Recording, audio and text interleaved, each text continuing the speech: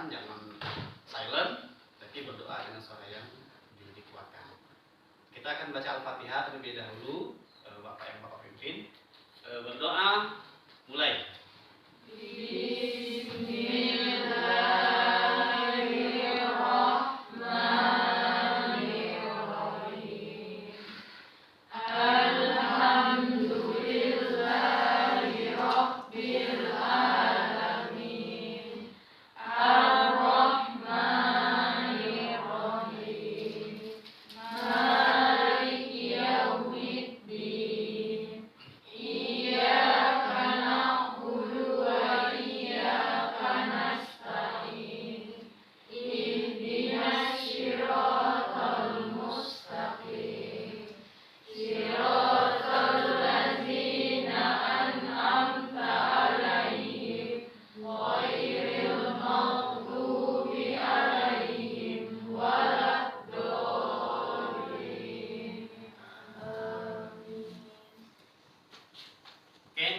Terima kasih.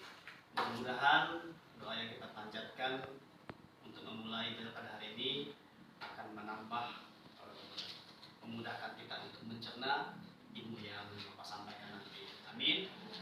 Sebelum itu, Bapak akan mengabsensi terlebih dahulu kehadiran dari kalian. Tolong sampaikan berita ataupun kabar bagi teman-temannya yang hari ini tidak masuk pada jam saya. Kita mulai dari Ade Siska, Anita, kemana? Anita? Izin. Ayu Puspitasari, Desmita Sari, Desi Pratama, Ella Selviana, Eno Reva Luciana, Eva Pausia, Hamdani, Indah Yunita, Kiki Patmalasari. Sebelum kita mulai materi ini, Bapak ingin menyampaikan bahwasanya fenomena ataupun keadaan Muslim sekarang ini, terkhusus di negara kita Indonesia, terjadi penurunan dari sisi kuantitas, dari sisi jumlah.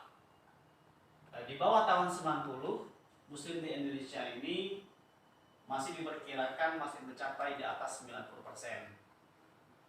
Tapi seiring dengan waktu, pada tahun-tahun berikutnya dan bahkan mungkin sekarang, posisi persentase untuk kuantitas jumlah Muslim di Indonesia itu terjadi penurunan. Bahkan sudah mencapai 80 ataupun 85%. Ini berkaitan dengan tingkat ketaatan Muslim yang menjalankan ibadah sesuai dengan perintah Allah Subhanahu wa taala. Karena biasanya bagi Muslim yang memang dia berstatus sebagai agama Islam, yang dalam hal pelaksanaan, dalam pengamalan dalam kehidupan sehari-hari, yang kalau imannya itu tidak kuat, maka akan mudah dipengaruhi dengan kristenisasi ataupun mungkin dari agama-agama lain yang mungkin mengajak mereka untuk mengikuti agama yang lain. Jadi materi sangat penting yang perlu kami sampaikan kepada kita semua.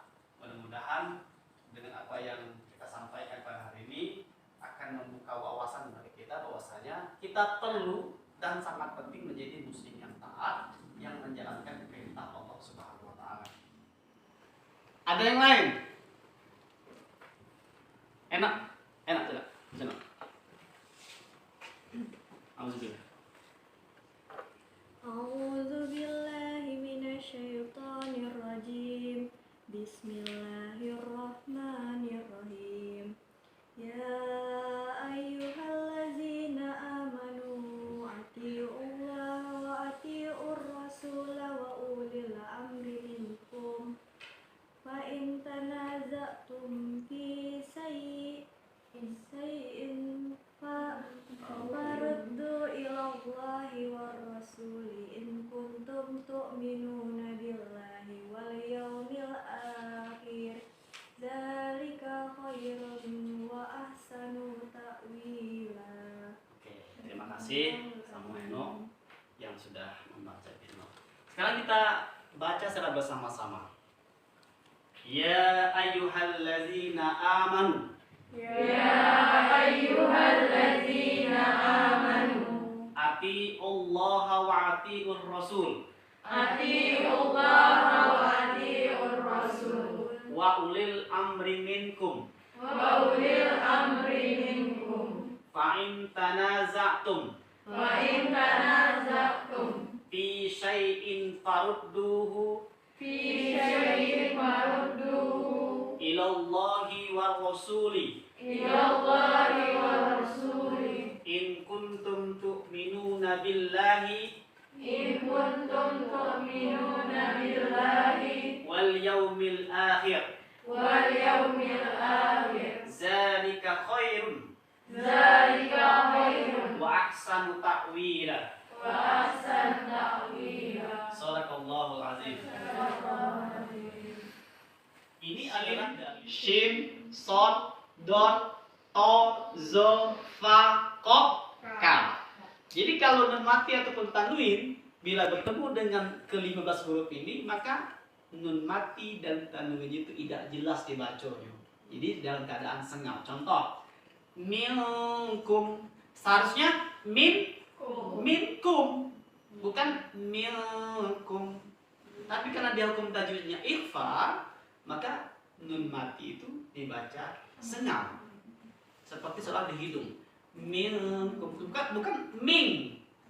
Berbeda. Kalau ming itu bukan hukum tajwid, tapi dia seperti seolah-olah ming, cuman dia bukan ming. Dia tetap min, tapi disengaukan. Minkum. Ini juga termasuk hukum tajwid. Nun mati bertemu dengan ta. Bagaimana cara membacanya? Sip. Coba bacakan deh. Ya. Fa'in tanaza'tum. Ya.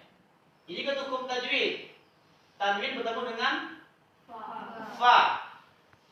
Coba Satria, cak mana bacanya ini? Syai'in faruddu. Nah ini ya, tanwin ini. Tanwin itu kalau bahasa kitanya tanda baca dua ya. Dua di atas, dua di bawah, dua di depan. Oke. Khairu. Jadi tanwin bertemu dengan huruf waw. Itu apa? Hukum tajwidnya idgham mim nun wawiyah, idgham bi gunnah. Jadi tanwin itu ataupun nun mati itu bertemu dengan huruf idgham. Mereka yang berwenang mengenai urusan kamu dengan catatan ketaatan kepada ulil amri tersebut tidak menyalahi aturan Allah Subhanahu wa taala dan Rasulnya. Lanjut, B. D. Ketaatan itu meliputi taat kepada Allah Subhanahu wa taala, Rasul dan kepada ulil amri. Ketiga, ketaatan itu tidak perlu dipertentangkan tetapi dicari titik temunya, asalkan tidak menyalahi prinsip dan aturan yang ada. Selanjutnya, Eva. E. Jika terdapat masalah yang diperselisihkan dan tidak ada kata sepakat Disebabkan tidak ada petunjuk yang jelas di dalam Al-Quran. Al-Quran dan hadis, maka penyelesaiannya dikembalikan kepada nilai-nilai dan jiwa Al-Quran dan hadis dengan menggunakan Ijtihad. Oke. Jadi ada beberapa hal poin yang di situ kita sudah baca secara bersama-sama, kandungan dari Quran surah An-Nisa ayat 59 berkaitan dengan materi muslim yang taat. Kita ulas kembali. Yang pertama, ayat ini berkaitan dengan ayat sebelumnya, yakni perintah kepada orang beriman agar taat kepada perintah Allah Subhanahu wa taala dan Rasul serta kepada ulil amri dalam menyelesaikan problema yang dihadapi berdasarkan nilai Al-Quran dan hadis.